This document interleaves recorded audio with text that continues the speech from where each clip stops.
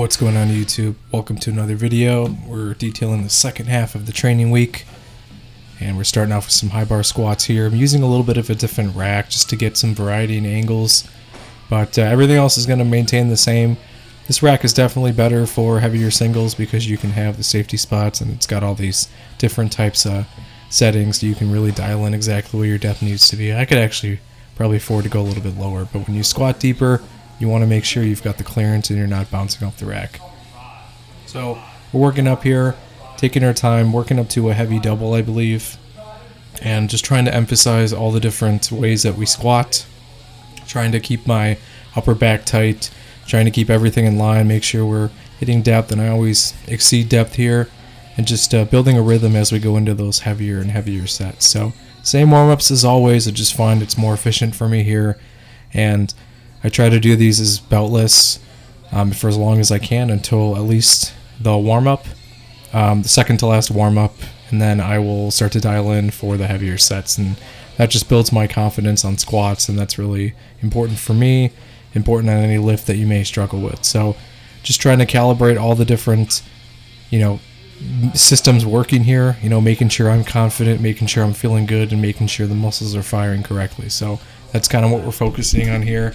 Normally most people just kind of grow up in weight and will just kind of throw weight on until they find a spot that they're, going to stop at. I like to calculate everything so I know a range. So like with this 374, I know I'm probably not going to go much higher than this to get to my working set, and that's backed up by the video here. So not the best squatter in the world, and then we're working on a heavy double here, so it's definitely gonna push me a little bit more. So chose 400 pounds for this, and I want you to watch that second rep, and this is what tends to happen with me when I squat though. First rep, I did cut depth a little bit here, I'm not gonna lie, and usually that happens when I get to this heavier sets, but kind of threw myself off balance. And then the second rep here is kind of my biggest issue on squats. That bar kind of rolls and pitches me forward. You can kind of see my eye level go down, and wherever your head leads, that's where you're going to end up. Heavy single here on deadlifts, very, very much a max there, and then I actually slammed the weight, but didn't want to record that, so moved on from there. This is a continuation of the week I mentioned in the other vid, that this was probably not going to be the most accomplished week that I've had, so I'm just kind of going through the motions, doing the work I need to do, and then moving on from there. So hamstring curls here to support everything else going on, and then more leg day accessories. And you'll see the end of the workout, I always post what I do, so you'll see the weight ranges and different exercises. Sometimes you walk in the gym and you're filming and you just don't really feel like doing certain things. If stuff isn't going your way, you're just not motivated to record it, so I'm trying to force myself to do that. A lot of the isolation stuff I definitely want to show though, just to show how it's supporting my main movements. Back work, probably the most important muscle group of the entire body. It's the foundation of everything you do. If you squat, deadlift, or bench, you need those strong lats to support everything in order to put you on the right path of success. So something I've been genetically gifted with, at least, is lat strength, and I'm going to try to maximize its efficiency as much as I can here. So second day is bench press, and this day I decided to do something I don't normally do and I preach against, which is changing your form, how you've worked up on the program. So I made a decision here to go wider than I normally do on bench, and I cannot for the life of me tell you why I decided to do it today. I think I was just feeling, I started having these thoughts of, let me go a little bit wider and see how this feels, and I did my warm-ups that way, and I actually did my top set, and it was fine, but my shoulder's a little bit iffy right now just from not being used to that, and then going from essentially no weight on that range of motion to a max effort attempt. And so I paid for that, and that's on me. I usually recommend people when they're hitting PRs to not change anything that you've been training. So going over here, this is wider than I normally grip. This is, I think, middle finger on the ring, and I did hit it for a double, and I was happy that it was moving this way. Kind of got stuck here, just the rack height, but I immediately was like, okay, maybe this is the way to go forward. And I actually did back off sets, which I don't normally do, just to kind of gauge how that feels, potentially changing over slightly to a wider grip. And I should have known from the past that I've done this before and it caused shoulder issues, and here I am telling you about it right now. So don't change your form. Find something that works for you where you can mitigate pain and then also be as efficient as possible. So obviously the wider you go on bench, shorter range of motion, the more weight you can move. And because I already have a close grip day, I really wanted to emphasize a little bit of a different way to bench. And I was getting a better chest contraction and chest pump, but you can't continue benching and build muscle if you're injured. So moved on from there. And these dumbbell presses actually felt better because I went with a wider grip, less taxing on the triceps, and I was able to crank these out pretty easily. So I'm really happy that these moved well, but I ultimately paid the price. That little hiccup on the bench caused some slight benching issues, and I'm dealing with that now. So don't change your plans when you're, unless you're doing an entire block or an entire cycle of that. If you jump around too much, you're going to end up injuring yourself. So flat dumbbell flies here.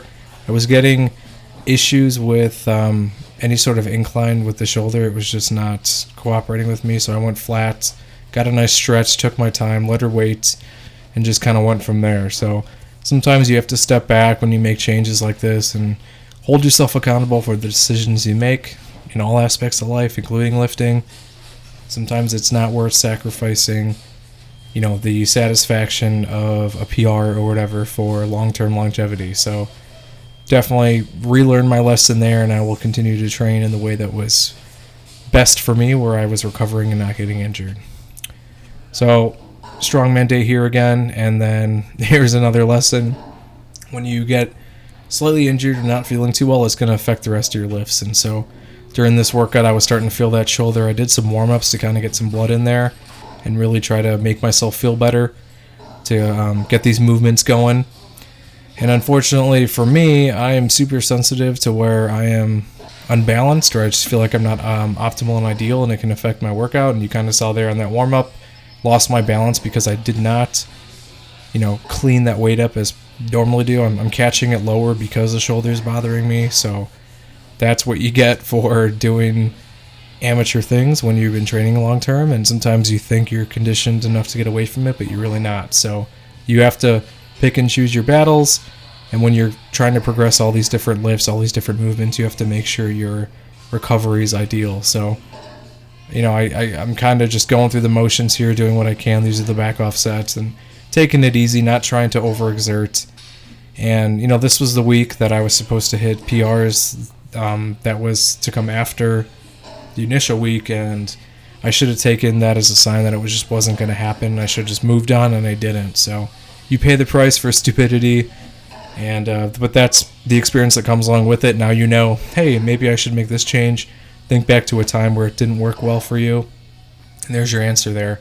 Each and every time you come to the gym and train, you're getting another data point for how you train, the different stimulus, how you recover, and I feel that's something that personal training can never give you, because it's somebody else giving their experience to really guiding you into a path. You have to know how your body works better than anybody else, and then you have to be able to seek out those people who will make you better. So this one's kind of funny.